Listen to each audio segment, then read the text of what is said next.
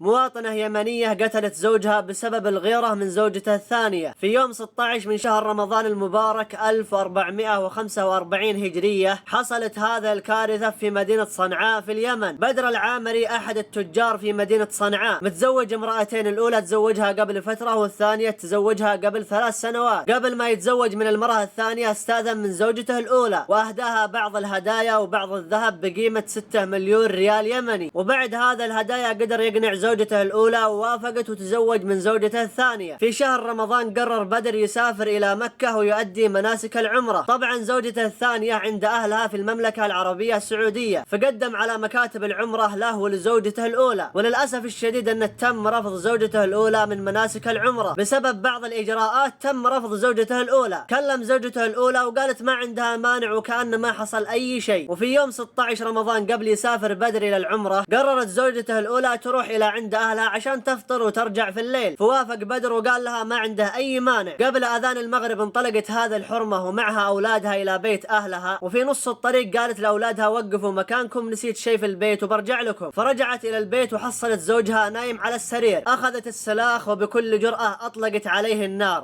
عليه النار حتى توفي رحمه الله. وللأسف الشديد قامت وغطت على هذه الجريمة وأخذت زوجها ورمته في المخزن عشان ما أحد يركز على هذه الجريمة. وخرجت زوجته من البيت وقفلت الباب ولا كأن أي شيء حصل. راحت إلى عند أهلها وأفطرت عندهم وتعشت والأمور طيبة ولا كأن أي شيء حصل. الساعة 1 في الليل رجعت مع أولادها من بيت أهلها إلى بيت زوجها. أول ما دخلت بيت زوجها قامت تصايح وتنادي أهل الحارة أن في عصابة دخلت إلى البيت وقتلت زوجها، وأنها كانت عند أهلها وما تدري وش الموضوع إلا لما شافت في هذا الوقت. تجمع الناس إلى بيتها، ولما شافوا هذا الكارثة استدعوا البحث الجنائي والشرطة، وبعد تحقيقات وبحوثات تأكدوا أنها هي اللي قتلت زوجها، وأن هذا الشيء كله كان غيرة على زوجها من زوجته الثانية، وبسبب تافه أنه ما أخذها للعمرة معه.